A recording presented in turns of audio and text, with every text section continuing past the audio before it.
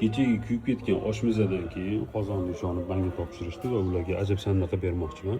Biz kartoshkani shunaqa shaklda to'g'rab oldik. Buni qizartirib olamiz, bosamiz, keyin piyoz kerak bo'ladi bizga. Bu yoqda go'shtimizni tayyor qilib olganmiz.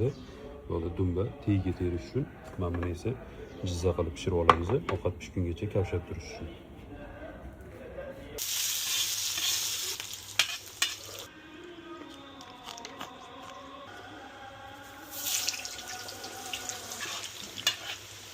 Kartoshkalarimizni tillarangli qizartirib olamiz. Kartoshkani qizartirib olganimizdan keyin go'shtimizni ham bitta qovurib olsak bo'ladi. Bismillah boshlaymiz. Dumbani tagidan terib olib,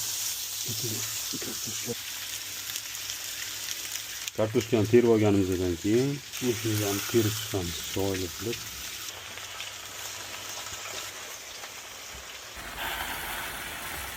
Go'shtimizni ham terdik, ustidan piyozni yoyib chiqamiz.